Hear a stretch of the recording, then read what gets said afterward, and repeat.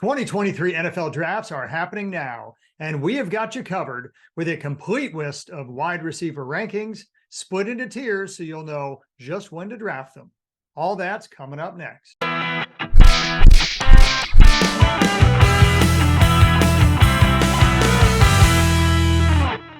Hello, everyone. I'm Gary Kurtzman. And I'm Eric Lee, and we are the Fantasy Football Consultants. Gary, I am really excited to break down the wide receivers. We are doing our rankings, top 20, based on 1 point for every 10 yards, and most importantly, only a half a point for each reception. But you will want to stay tuned because, as Eric mentions, we're going to do a little retro special for you. Go back in time a little bit, and you will not want to miss it. Let's take a look at wide receivers. We have it in tiers. That first tier is Justin Jefferson, Jamar Chase, Cooper Kupp, and Tyreek Hill. Gary, right at the top, should come as no surprise, is Justin Jefferson. I think this guy is an extremely safe pick. Think about it. What are the three things you want out of your wide receiver? You want receptions, you want yards, and you want touchdowns. Well, he led all receivers in two of those three, receptions and yards. He comes back to the same team with the same coaches, with the same quarterback that trust him, and he's in the prime of his career. If you want to give a blemish to Justin Jefferson, it's the third category, touchdowns. He's got to get better inside the 10. He had 20 passes thrown his way inside the 10 last year. He only caught 10 of them, and only 5 went for touchdowns. But I was struggling, Gary, to find something that was negative about Jefferson. But look at it this way, room for growth. Room for growth. I mean, come on. He's going to be the consensus number one. Number 2 is Jamar Chase. Now, again, he's pretty much a consensus number 2 pick. I could go on and on about this guy. The fact of the matter is, look, I mean, he wasn't the 5th overall pick in the draft a couple of years ago for nothing. The guy's one of the most explosive receivers in the NFL. He is on a fantastic offense that ranks top 3 in the NFL. He's the number 1 target getter, not only on his number 1 team on his team, but he ranks in the top 2 in targets in the entire NFL. He gets the opportunity. He has a fantastic quarterback, Joe Burrow, which, by the way, was seen running on the sidelines. So as we film this, he is still technically on the injury report, but it looks like he's going to be ready for week 1. So I expect him to have an even bigger year than he did last year. And that's because Joe Burrow is going to have more time to throw. Thank goodness that they upgraded their line significantly with Orlando Brown. They're going to have an accurate left tackle. Bottom line is, you give Joe Burrow even more time to throw, he's going to pick you apart. I love this guy. So, Gary, why? Someone may ask, okay, why Jefferson over Chase when you're trying to make that decision in the first round? What gives Jefferson the slight edge? It's hard. Yeah. I mean, look, it's hard. I understand everybody. Jefferson is the safer pick. Jefferson's the one that was led in targets, led in catches. On the other hand, Jamar Chase is on a team that throws at a higher rate than Minnesota does. And frankly, Jamar Chase is a little bit more explosive than Jefferson. Jefferson's a better technical route runner. I mean, look, you could split hairs all you want to. They're both fantastic. You bring up an interesting point, though. It's not just Jefferson over Chase. It's Chase over our next pick, Cooper Kupp. And that, Eric, is largely because we're in a half PPR and not a full PPR. If you are in a full PPR, man, number 1 reception and target getter in the league, you're going to have to flip-flop that to put Kupp number 2. Yeah, Kupp is thinking, what the hell? I was the consensus number 1 wide receiver last year on everyone's board. And last year, he actually had a great year. In the 8 full games that he played, he had 9 catches for 102 yards and 7 TDs. That's pretty darn good. So what's the problem? The problem is, one word, health. I mean, he's coming off an injury-plagued year last year, and he's already injured in the preseason with a nagging hamstring injury. It looks like he'll be ready for week 1, but it's not just his health. It's the 35-year-old quarterback of his, Matthew Stafford. So he had, among other things, an elbow injury. So, Gary, is it a good thing when your quarterback has an arm injury and your receiver has a leg problem? Yeah, probably not so much. I'm going to give you another word, by the way, something that knocks Cooper Kupp down to number 3, and that is Rams. They suck. So he's going to have his opportunities. He's just not going to have as many near the goal line. as either of the two other people that we've talked about. Well, so number 4, the last guy in our top tier, Tyreek the Freak Hill. Man, hey, don't forget, this guy was the highest paid free agent in the NFL of all time for a reason. God, talk about explosive. We talked about it with Ja'Marr Chase. You can talk about it with Tyreek Hill. He is also among the NFL target leaders. And I just want to emphasize one thing. Last season, he was among the league leaders in targets in the NFL, and that was without Tua for a series of weeks. He's going to feast no matter what, but it's going to be a better offense with many more scoring opportunities if Tua's there. If you can promise me Tua's going to make a 17-game season happen, then I can tell you that you got to bump Tyreek Hill up in that Ja'Marr Chase, Justin Jefferson category. He's at the bottom of the tier because you can't tell me that. What was so interesting, 2 years ago, he was on Kansas City, and the question was, did Tyreek Hill make Mahomes, or did Mahomes make Tyreek Hill? Turns out they're both awesome. Yeah, neither. They did just fine without each other. Yeah, right. Last year. All right, let's go to our next tier. It includes Davante Adams, Stephon Diggs, CeeDee Lamb, Amon-Ra St. Brown, the other Brown, AJ Brown, and Garrett Wilson. Let's start with Davante Adams, who personally sent me an email and said, why am I not in the top tier? And he has a pretty... That was hashtag humble brag that he has your email address, wasn't it? This guy. Jesus. Well, he may lose it after he found out he was in the first tier. Right. So, look, over the last 3 years, this guy has been incredible. 43 touchdowns, and in each season, averaging more than 10 targets per game. And when you talk about this Raider offense is Davante Adams. He caught 36% of the receptions of their team and half of their passing touchdowns. So he is a critical member. And by the way, he did all that with Darren Waller on the team. And now Darren Waller is gone. I have 2 concerns, Gary. Mm-hmm. And it all deals with their injury-prone quarterback and a terrible offensive line. You, as a 49er fan, could tell me about Jimmy G. I have concerns. Will he be able to get the ball down the field to Davante Adams? No. And secondly, will he be able to stay healthy throughout the season? Yeah. Look, that's why he's in the second tier and not the first tier, because if Jimmy G were a great quarterback, he would still be on the 49ers. Is it going to be Garoppolo now with the Raider Nation? Hopefully not, right? But the fact of the matter is, Jimmy G excels at the medium range pass or the short dump off pass. Who's that's going to help? Well, it would have helped Waller, but now he's not there anymore. It will help Josh Jacobs, by the way. Josh Jacobs is likely to get even more receptions, and he had a boatload last year with Jimmy G's quarterback. Who does it not? Well, anybody who runs deep routes. Now, hey, Davante Adams runs intermediate routes too. Okay, this is not going to kill Davante Adams. He's a decent quarterback, and he's accurate in the short to medium range. What we're going to see is an increased efficiency for Davante Adams because of those shorter routes. Unfortunately, man, you're going to see air yards and ADOT go down, and that's going to move him into the second tier. It's that simple. All right. So, but he does finish ahead of our number 6 guy, Stephon Diggs. Stephon Diggs. I really wish I would have seen a better offseason for Stephon Diggs. It's not so much his performance on the field, which is okay, but not great. It's the fact that you never like to see a guy bicker with the offensive coordinator. That's a bad look. And what you really don't like to see is his quarterback not back him up. It's not a good look, and it doesn't engender a great feeling. Look, the guy has had a great tenure in Buffalo. In fact, last year, he had the second most receptions and the most touchdowns of his entire career, no matter where he played, whether it's Minnesota or Buffalo. The guy's clearly on a tear. He averages, folks, 113 catches, 10 TDs, and 1,400 yards throughout the entire career. The guy is amazing. If he gets on the same page as his OC and with Josh Allen, he could have another fantastic year. At number 7, CeeDee Lamb. Okay, folks. There's a lot to like about CD. You love the fact that he is the clear number 1 option on a very strong Dallas Cowboy offense. He kind of has some of the same issues that we talked about with Justin Jefferson.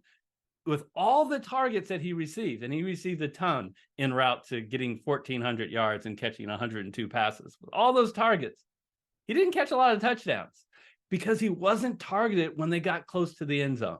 Now, one bit of good news, And the last 2 years, Dalton Schultz has out-targeted CeeDee Lamb inside the 10, 17-11. Schultz is now a Texan. At number 8, Amon-Ra St. Brown. Eric, quiz question. I'm going to put you on the spot. We didn't practice this at all, so it's completely not fair. I'll take 300 for Amon St. Brown. Give me a list of all the wide receivers in the NFL that have had more catches than Amon-Ra St. Brown since week 13 of 2021. Justin Jefferson. Yes. And Devontae Adams. You are correct. It is only Justin Jefferson. That's the list.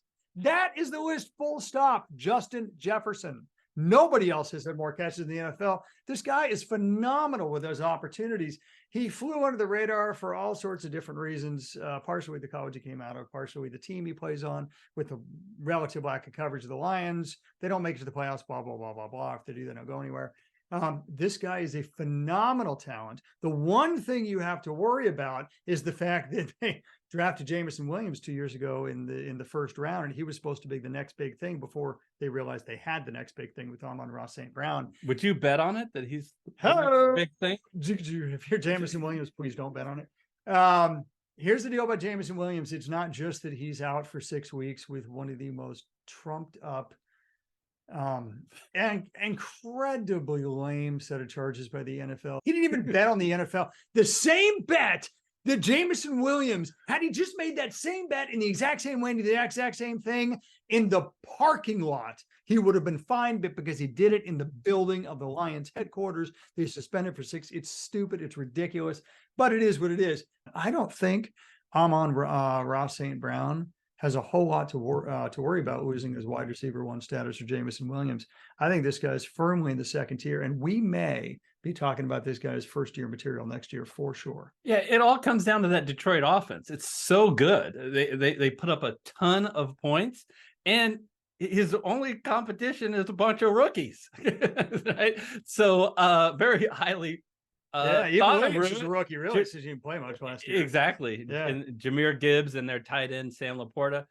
So I understand the why we have Amon-Ra St. Brown in this tier.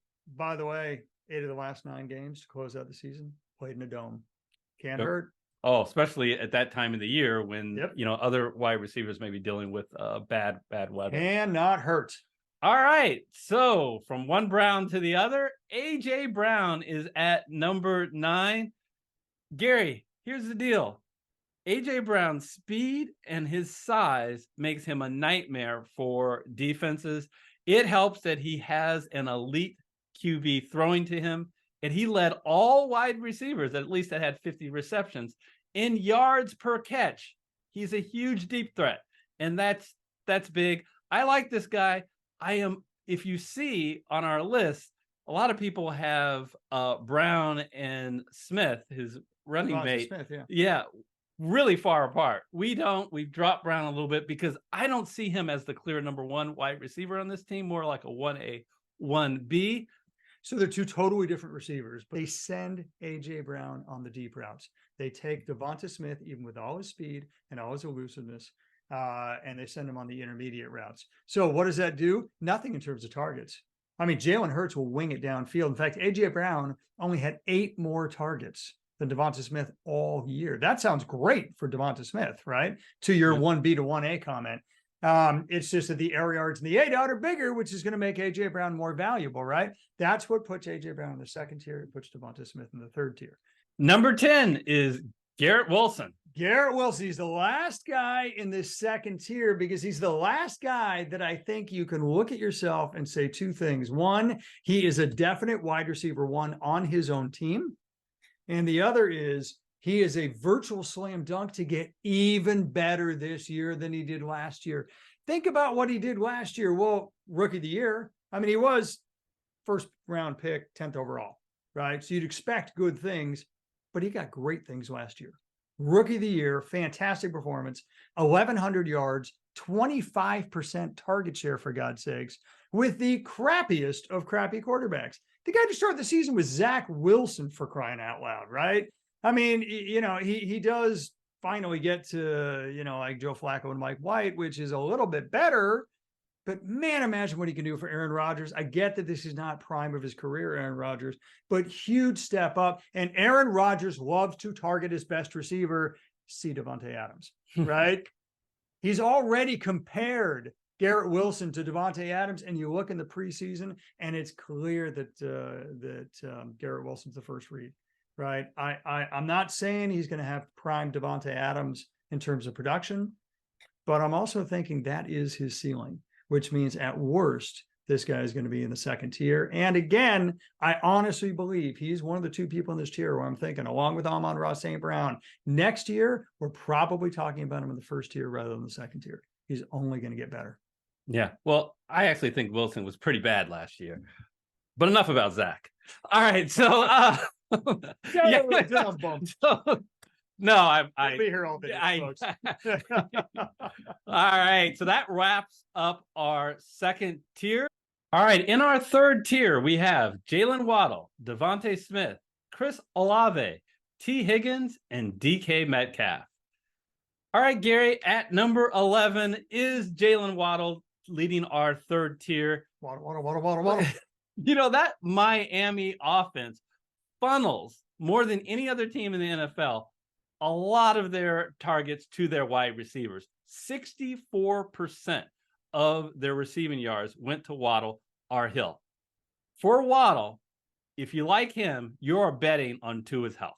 Because last year in 12 games with Tua, he was pretty good.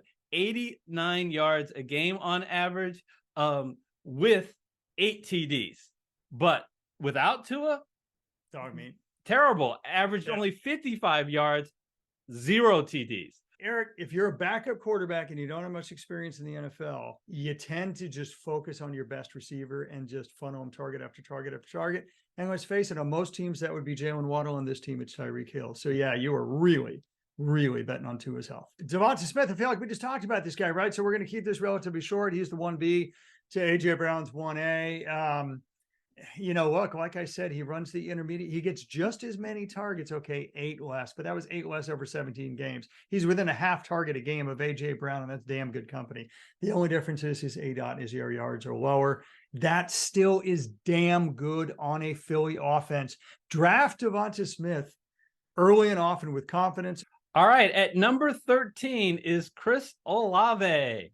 He was clearly the number 1 wide receiver. He was 15th among all wide receivers in target share, but it was air yards that he was so dangerous with his deep threat. He was 3rd among all wide receivers in air yards.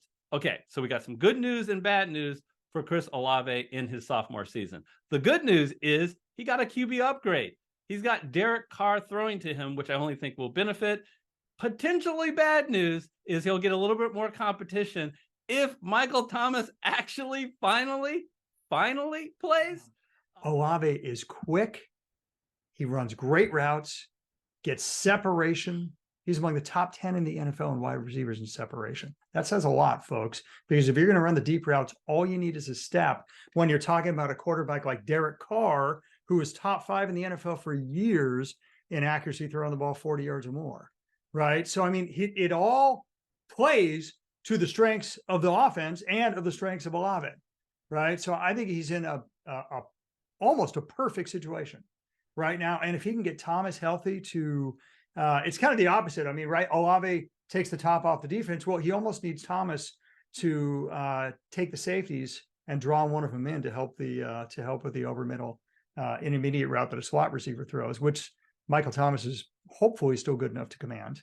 That's only going to open things up for Olave. And he's one, and I think maybe the only person of this third tier that we can say this, where I honestly think if we can see what I expect to see in Chris Olave this year for the reasons I just mentioned, we could talk about him all the way up in the first tier next year. Wow. Because he is that talented. Okay. And you're on record that when you're talking about him potentially losing target share, that you're doubting Thomas.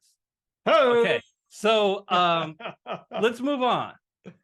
Okay, so after Chris Olave, T. Higgins, you know what? Hey, look, T. Higgins deserves to be in the third tier. And by that, I mean he deserves to be mentioned as a top 20 receiver, and he deserves to be not mentioned in the top 2 tiers. Why? Because he's a total steady Eddie.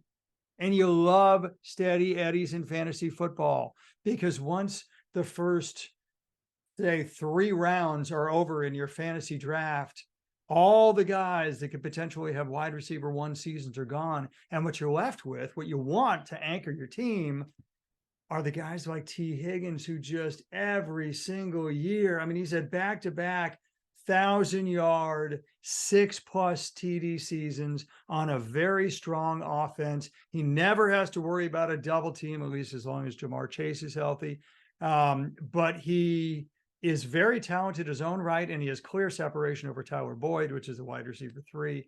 I mean, this guy's going to get you, anywhere from that 10 to 15 or 20 value every single year. That makes him incredibly valuable. In short, that's why he's in our 3rd tier.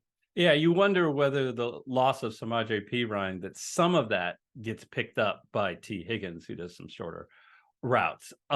Let's go to number 15 is DK Metcalf, the last player on this particular tier, because he's big and he's fast and he's in his prime at 25 years old. Look what he did last year. 90 receptions for over 1,000 yards. Now, even as a Seahawk fan, I will tell you, there are risks. Let's be clear. Some people say that Geno Smith had a career year last year. So is the overall pie? Somebody would be me. That is that pie going to be a little bit smaller because Geno Smith won't play as well? And also, is the target share in that pie, his piece of the pie, going to be smaller because they drafted JSN, Jackson Smith, Najigba, in the slot? On to the 4th tier. The drop off from the 3rd tier to 4th tier is significant. Now, sometimes that's going to be a significant drop off of talent. Sometimes it's a significant drop off in opportunity. This time, it's a significant increase in risk. It's not Amari Cooper's risk. We know who Amari Cooper is. He's been around the league long enough. And in fact, last year, almost 1,200 yards, 1,160 if you want to be exact, 9 TDs, and that was with Jacoby Brissett for the most part anyway, right? But the wheels came off when Deshaun Watson came to town. But Jahan, good. That's a friend of mine if he's watching. When Deshaun Watson, came to town, nobody did anything at Cleveland. Now, Deshaun Watson had not played in almost 2 years. He was not allowed to play, practice with the team in the preseason or, of course, during the regular season. So everything was new to him, and there was a tremendous, basically 2 years worth of rust. Now is not true. He's had a complete offseason. He's healthy. He's certainly learned 100% of the playbook, and he's scraped a lot of the rust off. So maybe things are going to get a lot better for Deshaun Watson. I could tell you a lot about Amari Cooper. None of it makes a damn bit of difference. It's all about Deshaun Watson. If you think Deshaun Watson is going to come anywhere close to, say, his 2020 form when he was a Houston Texan, then by all means, draft Amari Cooper here with confidence. If you don't, and you think he's going to be closer to last year's model, buyer beware. All right. So at 17 is DeAndre Hopkins. Looking at the Cardinals, it was the DeAndre Hopkins show. He was that entire team. 30% of the target and receiving yards were coming from DeAndre Hopkins. That was the 4th most of any wide receiver. Glad he got practice, Gary, because I think it's going to happen again on this Tennessee Titan team. They don't have other targets. Ryan Tannehill is going to look over there, and he's going to look over there. Actually, he's only going to look there and throw it to. Yeah, you're officially going to receive Treylon Burks hate mail. Yes, I'm okay with that. I'm okay. Round pick, Treylon Burks. Just saying. So, what are the concerns? The concerns is this Tennessee team is a run first team. Yeah. So I'm concerned about the total passing yards, the total pie. All right, let's move on. All right, so what do we got? Deebo Samuel, absent CMC, he is easily the person that has the highest, yards after contact and the most broken tackles, on the team. He's an incredible talent that way. The only issue with Deebo Samuel, why is he in the 4th tier? Because I'm not even sure that he's going to lead his own team in targets. That may go to Brandon Ayuk, who's really came on strong in the second half of the year. And second of all, I think CMC hurts him. I really think CMC hurts him. He helps the Niners tremendously. How could he not? But for Deebo Samuel, Deebo Samuel, basically think of him as a slot receiver if you want to, because he's, oftentimes there and he runs those kind of routes. Well, the intermediate routes, those are what CMC runs, and he runs them a lot. He will run them double-digit times a game, not to mention the fact that he'll get 15 carries. Makes CMC incredibly valuable, but it takes the value away from George Kittle. It takes the value away from Deebo Samuel. There's just a lot of mouths to feed on a team that, quite frankly, is a run-first team. Okay, at 19, Keenan Allen, I understand the downside. The downside to Keenan Allen is that he's 30 years old and he's coming off another injury-plagued year. And he's on a team that has a whole host of offensive weapons. But here's the reality. When he came back last year from injury in weeks 11 through 18, he averaged 7.5 receptions, 84 yards, and 4 TDs total during that time. That's pretty darn good. You take that absolutely here. And he plays with a quarterback, Justin Herbert, who I remember somebody saying in a previous video, best pure passer in the NFL behind Pat Mahomes. Still saying it. And he was injured last year with some bad ribs. He comes in completely healthy. I can see a big year for Keenan Allen here. I can see a big year for Keenan Allen. And by the way, bump up Keenan Allen to the top of the third tier or even bottom of the second tier, if you can tell me that he's going to be playing 17 games. And I'll tell you one thing Keenan Allen has this year that he did not have last year, and it is going to absolutely unlock potential for him, for Mike Williams too, and that is Kellen Moore, because there's going to be a serious upgrade in offensive play calling in Charger land. And our final wide receiver in our top 20, Calvin Ridley used to be a fantastic receiver, almost 1,400 yards and 9 touchdowns for Atlanta. We're only 2 years removed from that, folks. Oh, and by the way, now he goes to Jacksonville where he has Trevor Lawrence throwing to him. Okay, can you spell quarterback upgrade? He is clearly the number one receiver. Granted, they paid over $80 million for only 3 years for crying out loud for Christian Kirk, which is a bit of a shock at the time. Still rather shocking now. And Christian Kirk was the number one receiver last year. You can see it from the body language. You can see it from the conversations. You can see it from their connection so far in the preseason. Yeah, the number one top target is going to be Calvin Ridley, and for good reason. He wasn't a first-round draft pick for nothing. This guy's got huge talent. He's in a tremendous opportunity, big-time quarterback upgrade. He would easily make the third tier, except we haven't seen him play in 2 years. Remember when everybody rushed to draft and stash on their waiver wire Deshaun Watson? Because we were all sure when he came back, he was Deshaun freaking Watson. And how'd that turn out for you, right? Hadn't played in 2 years and it showed. Well, here we go, Calvin Ridley. Fool me once, shame on you. Fool me twice, shame on this guy. All right. So that is our top 20 list, half PPR. Break that down. But Gary, this isn't our first time that we talked about wide receivers. I seem to remember, you teased it earlier, 33 years ago. When we were 10 years old. Back in 1990, we were talking about who the top 2 wide receivers were back in 1990. See if we can remember. And now the other offensive weapon of a football team, the wide receiver. And my runner-up for the best wide receiver in the NFL goes to Andre Bad Moon Rising of Jerry Glanville's Atlanta Falcons. He has the second most catches in the NFL. He has the second most touchdowns in the NFL. He has the second most yards receiving in the NFL. What better reason to make him the second best receiver in the NFL? Eric? Gary, you're right on the target, at least as far as I'm concerned on this one. I mean, I don't even need to give you the stats again. Andre Rison is the second best receiver in the NFL right now. He is doing everything that it takes to be a great receiver. And on a team like Atlanta, which is suffering this year, they can at least look to Rison and know they got a star. Look at Rison. He's the number 2. And we believe he's a rising star. That's right. The sun is setting, though, on Atlanta this year. Who then would be the number one wide receiver in the NFL? Folks, it's no question, year in and year out, Jerry Rice of the San Francisco 49ers.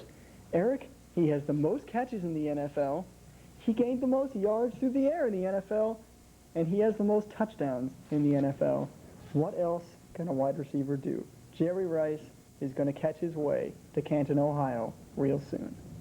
It's sad, Gary, because when I look at the stats and when I talk to the NFL players, it's just unanimous. And I guess when I talk to the cornerbacks, which really matter, Jerry Rice is simply the best receiver in the game right now.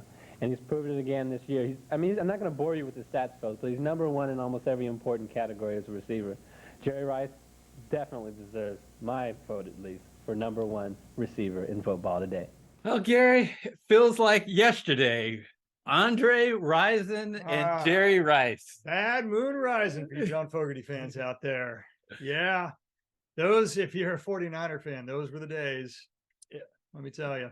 So it's been awesome to continue to do these with you in over 33 years and compete in fantasy leagues with you.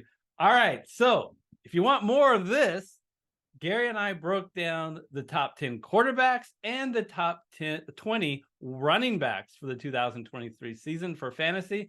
We'll put both of those on the screen now. Until next time, take care, everybody. See you then.